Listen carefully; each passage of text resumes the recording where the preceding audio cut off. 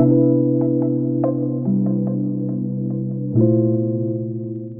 you also struggling to focus in your life?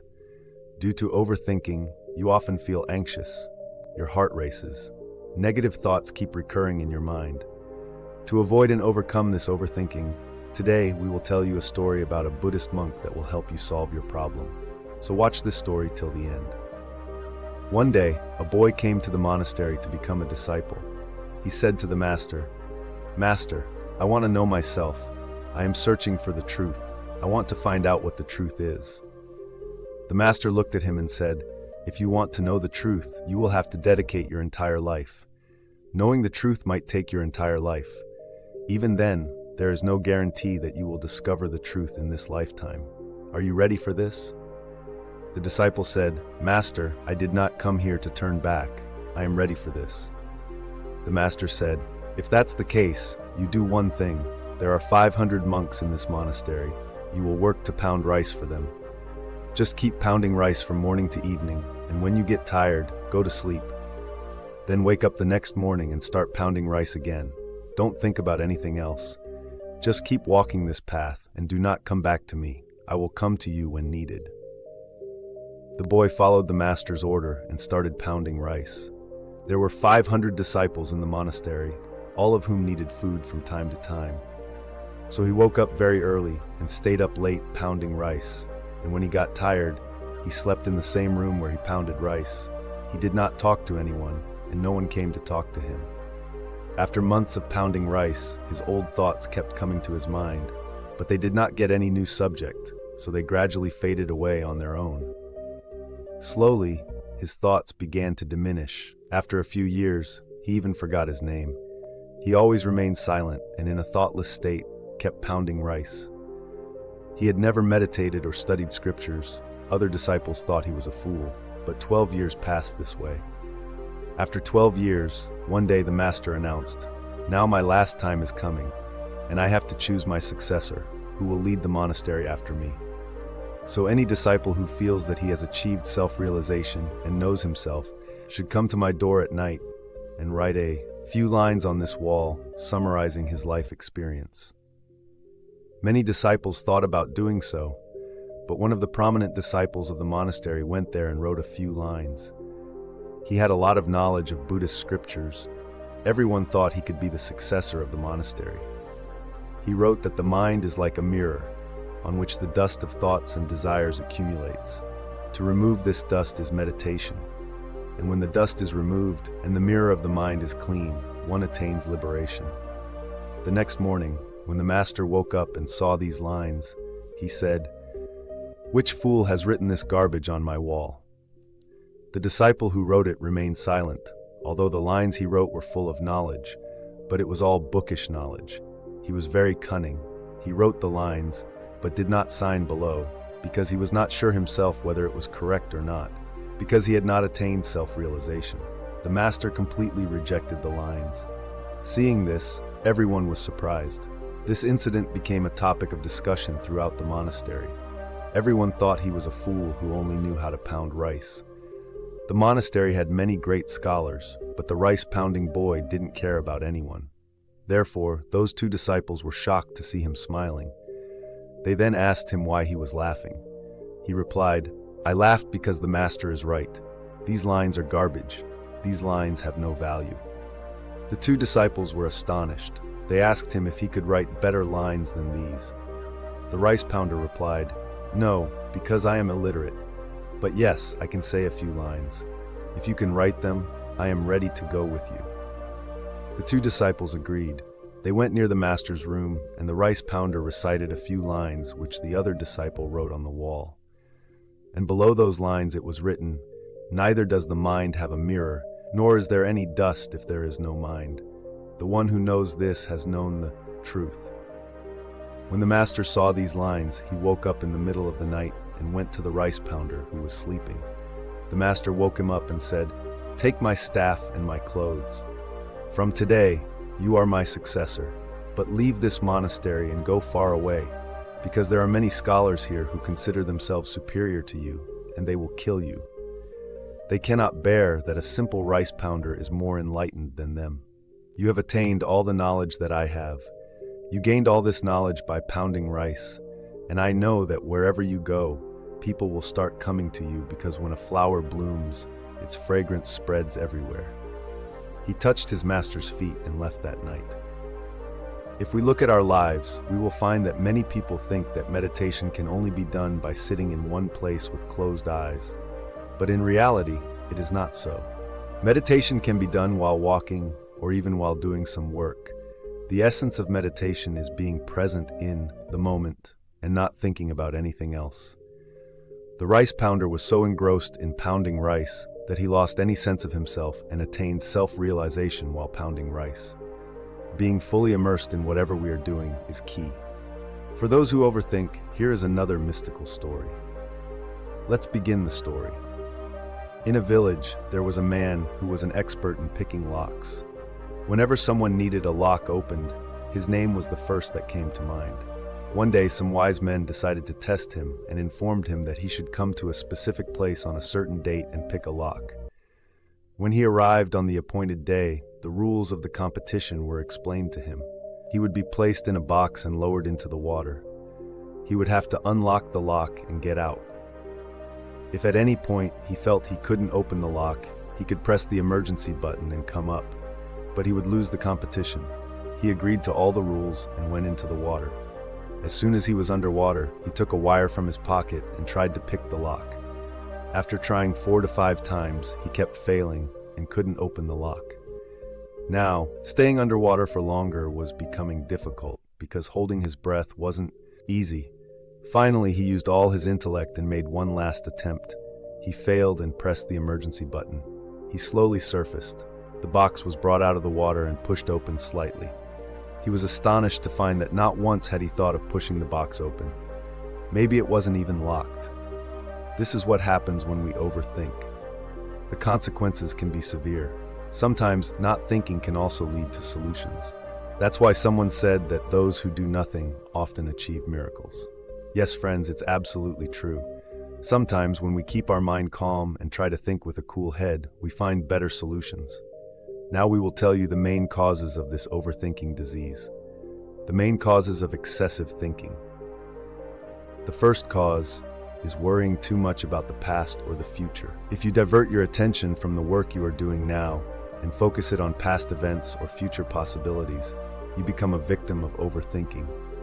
The second cause is excessive work, stress. The third cause is living in constant fear. When a person has fear, such as fear of losing a job, not getting a promotion, failing at work, or not getting money or wealth, negative thoughts begin to overwhelm the mind, causing the person to think and worry excessively. The fourth cause is thinking more negatively than positively about things. When a person starts to focus more on the negative aspects of small things, gradually, the person becomes a victim of overthinking. Can overthinking be overcome? The answer is yes. Overthinking can definitely be overcome. Although it may take some time, if you follow the steps below, you can surely get rid of the problem of overthinking. So let's find out how to get rid of the problem of overthinking. Ways to overcome overthinking. We all know that thoughts come to the mind first, and then they turn into actions. It is very important to think carefully before doing any work. But thinking too much about any work and thinking about things that are not related to the work harms both you and your work. So thinking is not a problem, but overthinking is, and it is necessary to reduce it. So let's know the ways to reduce or get rid of overthinking. The first step is to accept that you overthink. Accept in your mind that you think too much and that you should not do it. Once you accept this, you will prepare yourself to get rid of it. You will realize how much unnecessary thinking is wasting your time and energy. The second step is to always try to think positively. Instead of thinking about what could go wrong, think about what could go right. Negative thoughts scare you, and your mind starts running with worry. When you focus on those negative things that might happen, you become a slave to your mind. But when you think positively, the mind becomes your servant. Being positive does not mean looking at only one aspect of things. It is important to see both the right and the wrong aspects, but only thinking negatively or having more negative thoughts makes you think inappropriately. The third step is to do yoga, meditation, and exercise. Yoga, meditation, and exercise keep the mind and body healthy. Meditation is very beneficial. Make it a part of your life. The fourth step is to try to live in the present moment. Sometimes people keep thinking about past events or incidents and get stressed. Similarly, they worry so much about the future that they remain stressed. In stress, the mind dominates, and unnecessary thoughts begin to form. Learn from the past, prepare for the future, but you can do this only when you live in the present. So focus completely on what you are doing right now. The fifth step is to write down what is bothering you. There is a strong connection between the way you think and the way you feel. The way you think affects your emotional state, and your emotional state affects the way you think. So write down what is bothering you. Now write down why it is bothering you. Now ask yourself if worrying about this problem is the solution. If not, find a solution, and if there is no solution, then what will worrying and thinking achieve? Gradually, as you do this, it will become a habit, and you will stop unnecessary thinking. Control your emotions. Controlling your emotions does not mean suppressing them, but you have to control them. When you control your emotions, you can see reality. Uncontrolled emotions give unnecessary speed to mental thoughts. The seventh step is to reflect, not worry. Worry gives birth to overthinking, and reflection gives birth to creativity. Instead of thinking unnecessarily, think about a story, write a poem, or think creatively. The eighth step is to do things you like. Whenever you are free, do something you enjoy. Read books, listen to music, sing songs, go for a walk. If you have children at home, play with them. Spend time with your friends. The ninth step is to accept your best. When you overthink, you think negatively even when you don't want to, and you start considering yourself less than others. Remember, no one is perfect. Who you are, no one else is like you. Instead of paying attention to what people say, accept your best self. Keep improving your knowledge and stay positive. The 10th step is to keep your mind calm. Modern life is full of hustle and stress. Most people remain so stressed that they don't even realize that stress is gradually affecting their mental and physical health. When the mind is restless, negative and unnecessary thoughts start to form in our minds. If you want to get rid of overthinking, keep your mind calm. We are now presenting 3 mind-changing stories, so listen carefully. They will change your life. The first story is about the value of a shiny blue stone. In a city, a very wise and renowned saint had arrived. Many distressed and troubled people started coming to him to seek his blessings. One such distressed poor man came to him and said, "Maharaj, I am very poor. I have debts on me. I am very troubled. Please help me." The saint gave him a shiny blue stone and said, "This is a valuable stone. Go and get as much value as you can for it."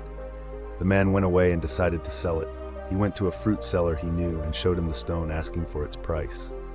The fruit seller said, "I think this is blue glass. The saint has given it to you just like that."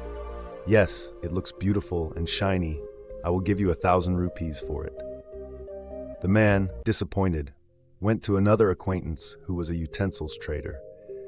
He showed the trader the stone and asked for its price. The utensils trader said, "This stone is nothing special. I will give you 10,000 rupees for it." The man thought that its value must be even higher and decided to go to a jeweler. The jeweler looked at the stone carefully and said, "Why don't I show it to a diamond merchant?" The man decided to go to the city's biggest diamond merchant. When the diamond merchant saw the stone, he was astonished. He touched the stone and said, "This is a very valuable diamond worth millions. Why are you selling it so cheaply?" This story teaches us that our lives are invaluable. No one can put a price on your life. You can do what you believe you can. Never let others' negative comments make you feel less. The second story is about a group of frogs. A group of frogs was traveling through the forest. Suddenly, 2 frogs fell into a deep pit. The other frogs saw how deep the pit was and started yelling that they couldn't get out and should give up. The 2 frogs didn't listen and kept jumping to get out. The frogs above kept shouting that they should give up, but one of the frogs kept trying and finally got out. The other frogs asked, "Didn't you hear us?" The frog indicated that he couldn't hear. He was deaf, so he didn't hear their negative comments and thought they were encouraging him. This story teaches us that our words have a strong impact on others. Always speak positively. Believe in yourself and think positively. Hard work, self-belief, and positive thinking lead to success.